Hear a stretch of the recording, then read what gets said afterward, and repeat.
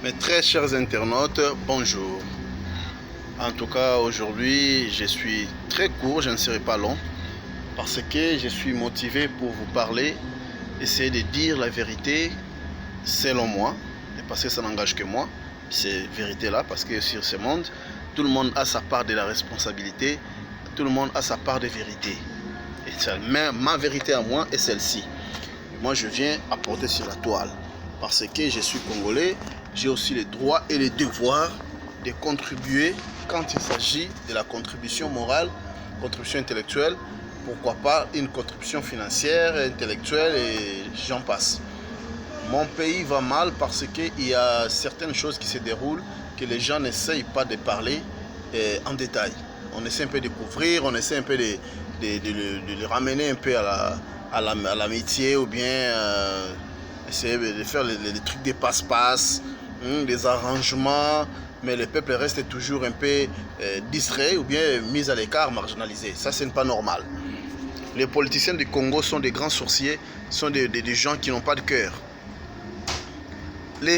L'affaire Banyamulenge, je vais vraiment parler de ça. L'affaire Banyamulenge. Pourquoi ces gens-là peuvent, n'est-ce pas, bénéficier d'une certaine considération un peu à l'extrême, de plus que les autres? Ils ont un traitement de faveur, mais ils courent après les mensonges, ils se défendent derrière le mensonge, disant qu'ils ne sont pas les bienvenus au Congo, ils sont marginalisés, mais tandis que ces gens-là, ce sont eux qui tuent les autres. Les Tutsis, c'est leur façon, leur manière de faire les choses. Ils ont l'unique formule qu'ils utilisent dans toutes les situations pour les résoudre. C'est le mensonge, c'est victimiser. Et se victimisent, ils font passer les autres pour les bourreaux. Mais en réalité, ce sont eux qui sont des bourreaux, qui tuent, qui exterminent les autres pour s'accaparer de leurs terres, pour s'accaparer de leurs butins, pour s'accaparer de tout ce qui ne revient pas les droits, en fait. Ils l'ont fait en 1994. Les Tutsis ont roulé la morale, la conscience de tout le monde, y compris des Français. Ils ont culpabilisé les Français, sous prétexte que ce sont eux qui ont balancé la missile sur l'avion du président Biarimana et le président du Burundi. Alors, sur cette culpabilité morale, les Français se sont tués. Et alors, les Tutsis qui sont venus de l'Ouganda chez Museveni ont tué leurs propres frères pour susciter la haine. Quand ils ont fait ça, ils ont abattu l'avion du président Hutu. Qu'est-ce que voulez-vous que les Hutus fassent? Les Hutus étaient déjà en train de craindre, en train de trembler. Ils savaient que maintenant qu'ils ont abattu le président, ça sera vraiment un malheur sur nous. Car ils savaient déjà ce qui est arrivé au Burundi en 1962. Comment les Tutsis ont traité les Hutus du Burundi. Ils ont tué, exterminé les gens, enterré les gens vivants pour les terroriser et les mater. Donc mettre une paire bleue dans leur tête pour bien les contrôler. Alors les Hutus n'avaient pas d'autre choix que se défendre. S'ils ont distribué les machettes, c'était pour une certaine autodéfense. Parce qu'ils savaient bien que les Tutsis viennent couper les têtes des gens, ils tuent les gens froidement. Alors nous allons les attaquer parce qu'ils ont très mal commencé. Et ils venaient avec une force militaire, venus de l'Ouganda. Est-ce que vous comprenez un peu? Essayons un peu de parler des choses clairement, les choses telles qu'elles sont. Ils ont été ramenés par les gens de Genève, la Suisse. Ils les ont installés en RDC dans les années 1958. Ces gens-là sont restés là-bas et ils n'avaient pas de statut de l'identité congolaise à l'époque. Raison pour laquelle j'ai toujours dit, qui est ce Tutsi ou un certain Banyamulenge Tutsi qui a été qui a siégé avec les Lumumba, les Tchombe, les Kalonji-Mulopo, les Kassavubu pour chercher l'indépendance du Congo. Ok?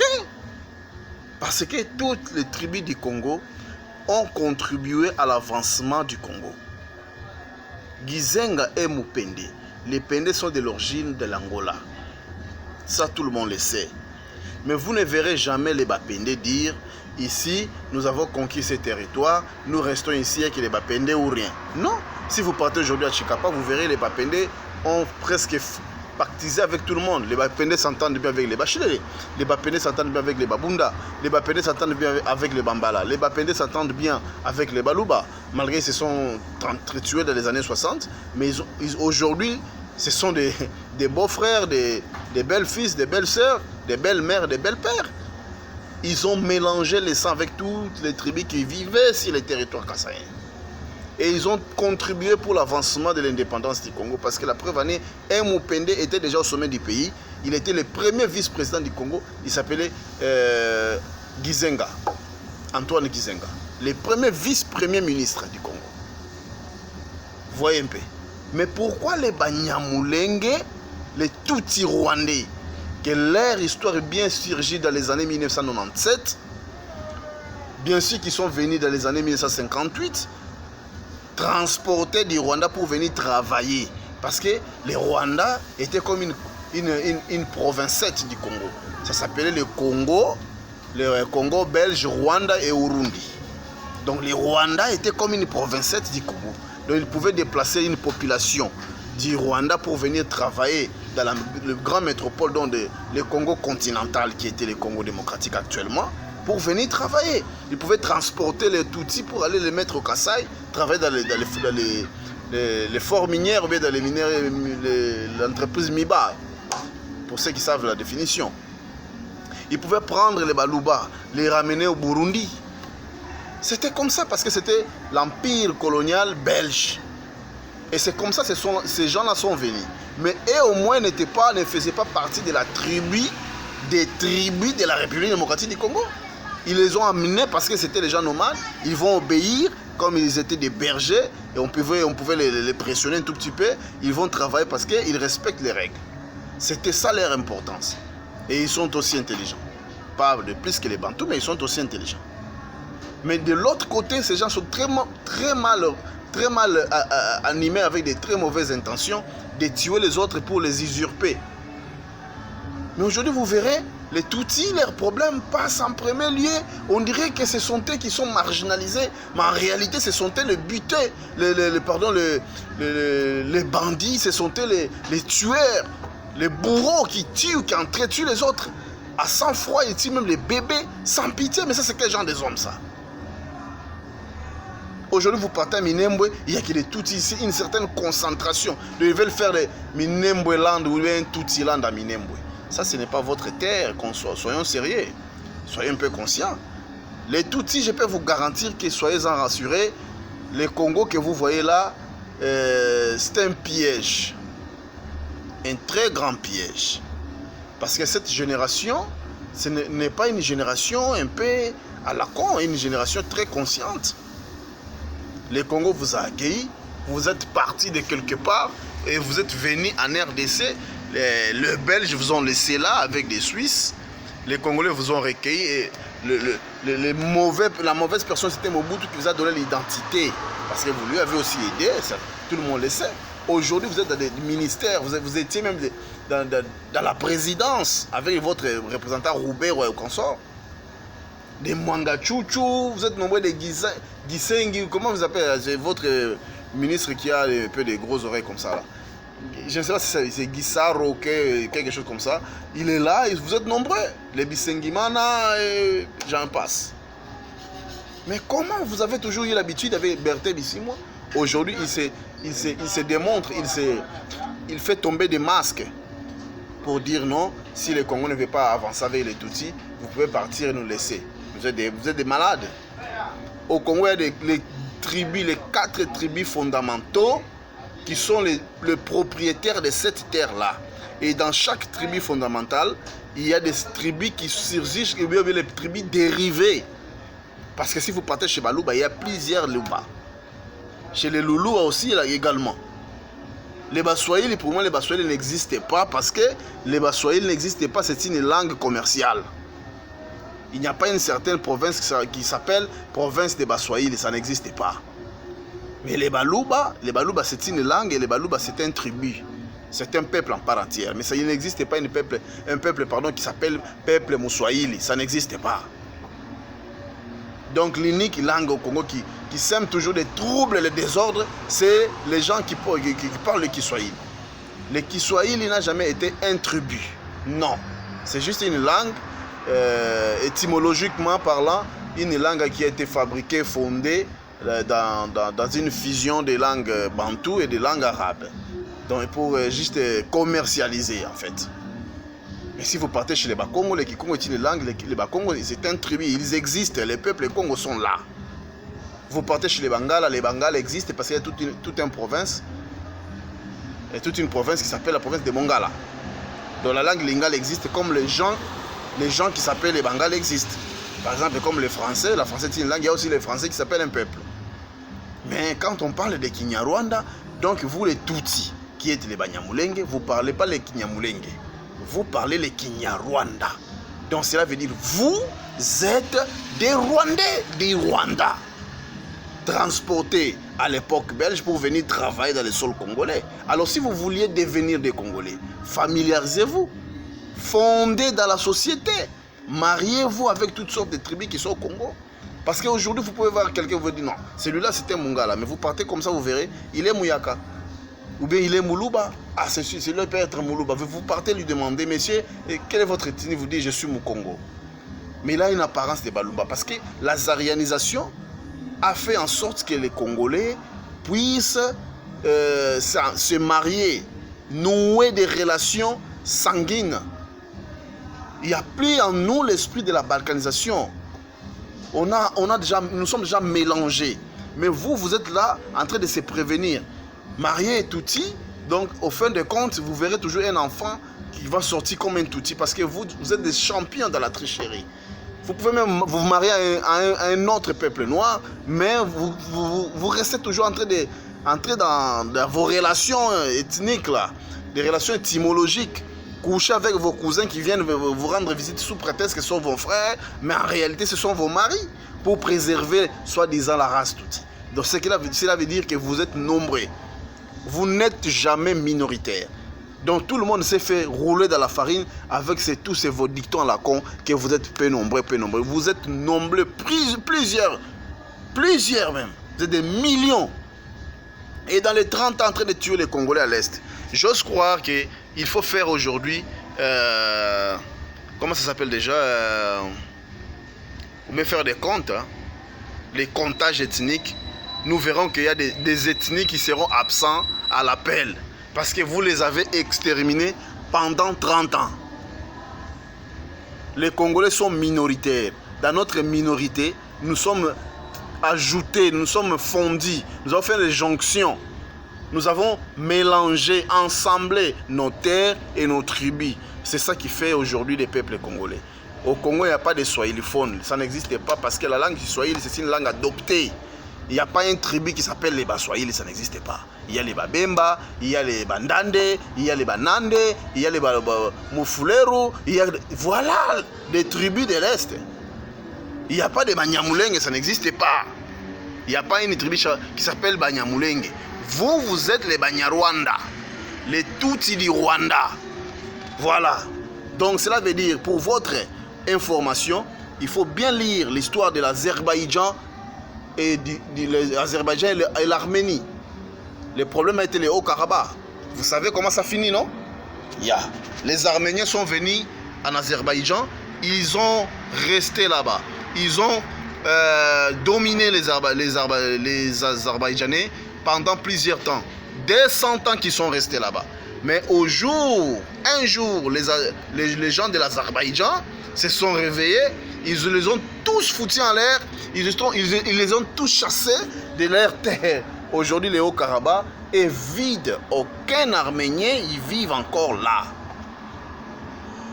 Donc, je peux vous garantir, vous les Tutsi Rwandais, du Rwanda qui s'appelle les Banyamulenge, détrompez-vous. Les Congos, tous les tribus du Congo qui ont été adoptées, ce ne sont pas seulement vous qui ont reçu la nationalité congolaise aux Zaïrois à l'époque. Les Bapende aussi, on les a reconnus comme les Zaïrois. La preuve année qu'Izeng était Mpende, il était à la table ronde avec les Lumumba pour demander l'indépendance pour d'autres peuples.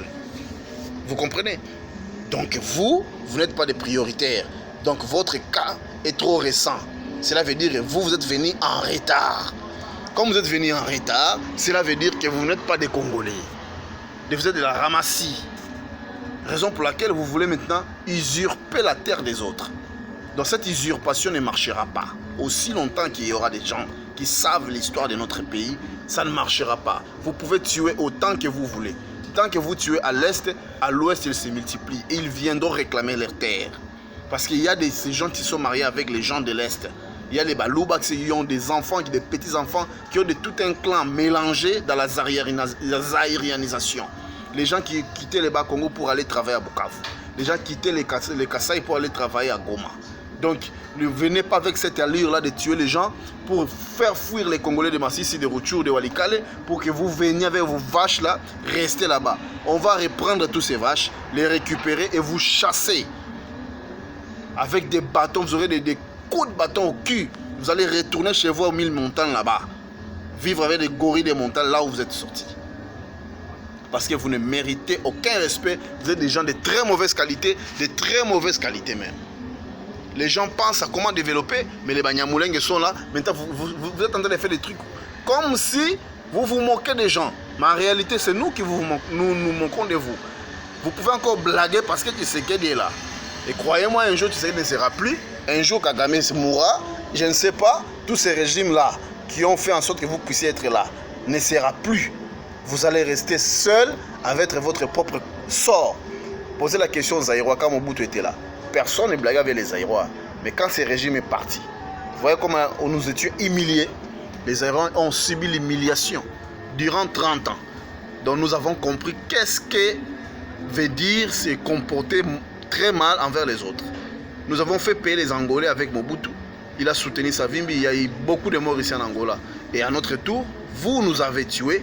Vous nous avez maltraités à cause de l'erreur que nous avons commise. Nous avons payé notre erreur. Pendant 30 ans, il y a plus de morts que la Première et Deuxième Guerre mondiale. Seulement dans un unique pays. 30 ans, vous éradiquez 15 millions. Combien de tribus avez-vous éradiqué? Et vous croyez vraiment qu'avec vos Tutsis là, vous allez venir rester là-bas tranquillement? Détrompez-vous. Le Congo, c'est une terre sainte. Ce n'est pas une terre qui peut égorger des gens. Garder les gens comme les Tutsis Banyamulenge, ça n'existe pas. Dansez, parlez, vantez-vous autant que vous voulez. Mais sachez-le, un jour, nous allons vous foutre des autos.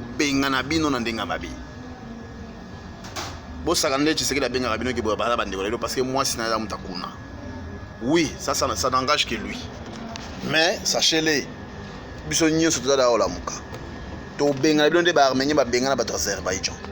ils ont tous foutu en l'air. Aucun Arménien vit encore dans les Hauts-Karabakh. Ça sera comme ça, aucun Moutouti vivra encore dans les Massissi, dans les Rutshuru, dans les Walikale, encore moins dans les plateaux de Minembwe.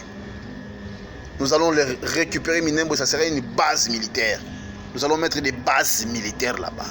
À Ouvira, il y aura des bases militaires. Maintenant, on va voir qui va pleurer. Parce que votre Kagame là, il est déjà à la fin. Dans quelques années, il ne sera plus.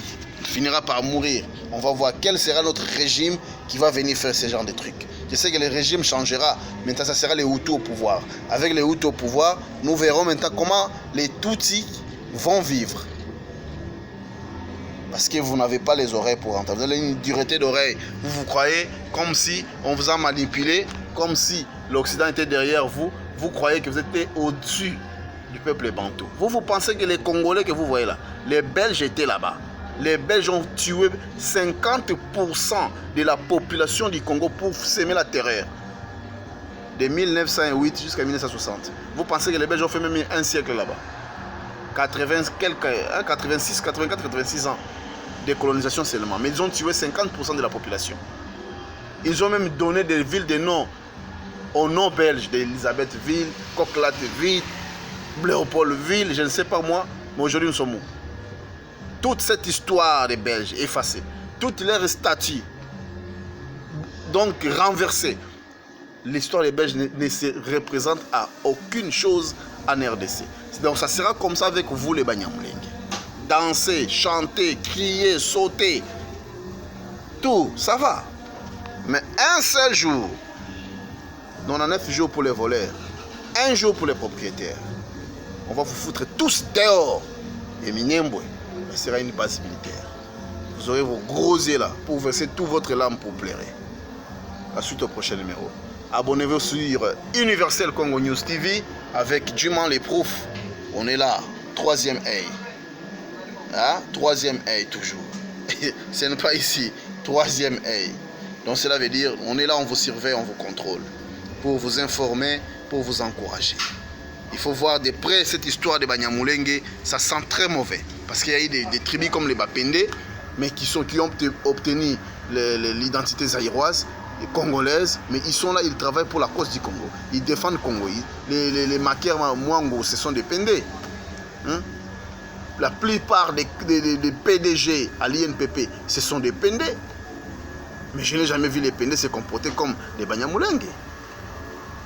Donc les Banyamulenge, cet outil-là, veulent nous ravir les plateaux de Minyembo pour un jour annexer cela au Rwanda avec l'article 217. Vous êtes des malades, hein? Le Congo restera indivisible. Je vous remercie. Gros bisous à tous mes fans. Gros bisous à tous ceux que je dis, mes followers. Tous ceux qui sont abonnés sur Universel Congo News TV. En tout cas, prenez ces émissions par bonne foi. Essayez un peu de partager. Essayez un peu de m'écrire. Critiquez nos émissions. Ne restez pas sur bouche bée comme ça. Je sais que vous me regardez, mais c'est un peu de critiquer. Partagez, aimez. Voilà. Ça donnera encore la force à ces images que nous balançons sur la toile pour que ça puisse aller beaucoup plus loin, qu'on ait encore un très grand champ de visibilité. Voilà, c'était ça ce que je voulais vous dire. Je vous prie, je vous remercie. La suite au prochain numéro. Bye.